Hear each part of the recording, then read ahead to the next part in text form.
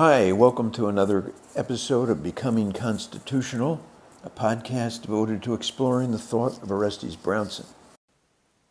On June 20th, 2024, American Family Project sponsored a symposium at the Capitol Visitor Center, Orestes Brownson and the Future of American Constitutionalism.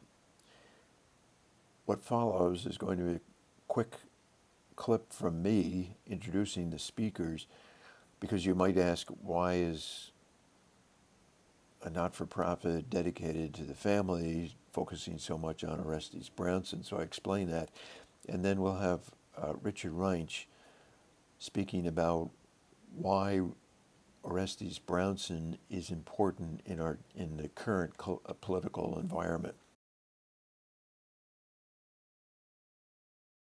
So thanks for coming. You may be curious why American Family Project, with its motto, "A Voice for the Family on Capitol Hill," is interested in an almost unknown writer from the 19th century.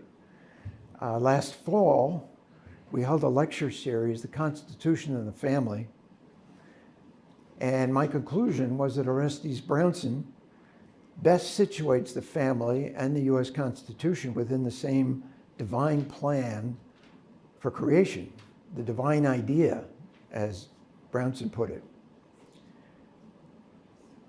He steadfastly sought the truth, and in his late 30s, now a transcendentalist, he realized that in his confidence in human perfectibility and determination to establish the kingdom of God on earth, he had fallen into pantheism.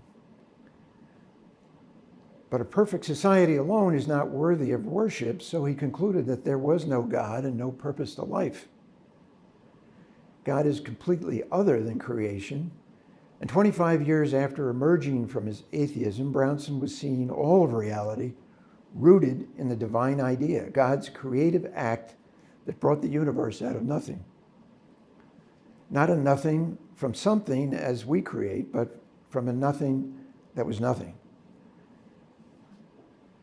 Brownson wrote, "Man is a dependent being, and neither does nor can suffice for himself. He lives not in himself, but lives and moves and has his being in God. He exists, develops, and fulfills his existence only by communion with God, through which he participates in the divine being and life." Brownson held that the person communes with God through three necessities of human nature. One is worship.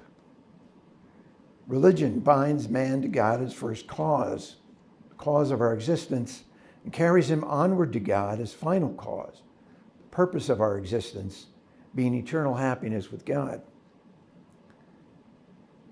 Man communicates with God through the material world, which gets into the whole area of property. We commune with God through what we possess personally and through what we possess commonly. The planet, the environment, that sort of thing. And then third, the person communes with God through his own kind. The communion of man with God through dealing with other men and women, so society. The family being the basic building block of society, and then leading to all the other societies. But society does not and cannot exist without some sort of government. And Brownson writes, "As society is necessary of man's nature, so is government a necessity of society." Parents, getting back to the family, parents participate in the divine being and life, as Brownson put it, by raising their children in accordance with the divine idea for the family. And politicians participate in the divine being and life by governing according to the divine idea. Government, Brownson writes, contributes as a powerful means to the fulfillment by man of the divine purpose of his existence. Brownson identified two forms of government: the barbaric, which constrains the person's ability to commune with God through society, and the civilized, which encourages communion with God. After studying the history of governments, he concluded that the U.S. Constitution is not simply of human origin and allows the most civilized government ever known.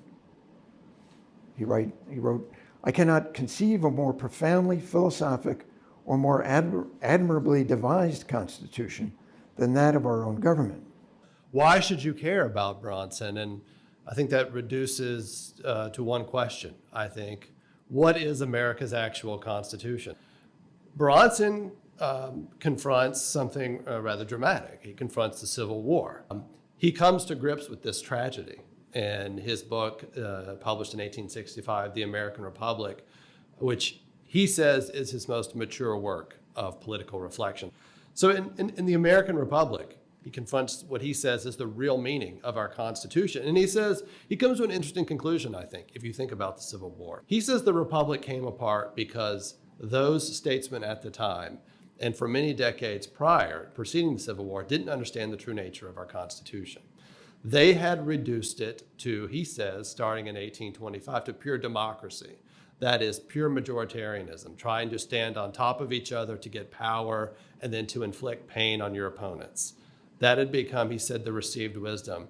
He also says it had been reduced to individual rights alone and not the full Republican dimension of what we had received from the founding and from our history. And he also articulates these ideas, not necessarily in Aristotelian language or Thomistic language, but it's hard for me to think about Brownson as someone, and as, when Brownson kind of leaves the left in 1840, becomes a convert to Roman Catholicism in 1844, that's when he begins his education over again. And one of the first books he says he reads is Aristotle's Politics. And he's also very well versed in Aquinas. The common law is a huge part of his learning as well. He says that we're going to think about American constitutionalism. We've also got to think about these great contraries that are within the constitutional order. So we've got tremendous national power, yet the power of the states. We've got to synthesize that and think through that. We've got a republic about individual rights, but also the just authority of the government. We need to think about that. We've got separation of powers. What's the full truth there? We've got social contract. This is also, he says, a problem. Not that he rejects the Declaration, but understanding the Declaration in pure modern social contract terms, he thinks is deeply problematic. Sort of like Alexis de Tocqueville in that regard. So he wants to put these things together. And in putting those together, he says, how can we become a constitutional people again? And he has really two foundational ideas in that regard. And one of those is, he calls it the providential constitution or the unwritten constitution.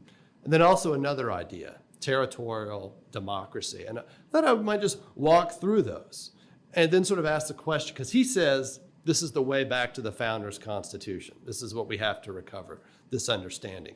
You can have a written constitution, and we do, but it ultimately has to be felt and lived by the people in terms that are unwritten. So that's just a teaser of what you're going to discover reading The American Republic by Orestes Brownson. You might want to watch the rest of the video or download the audio. And the links to both the video and the audio will show up right after I'm speaking here. So I hope this has been helpful, and I'll be around for many more episodes of Becoming Constitutional.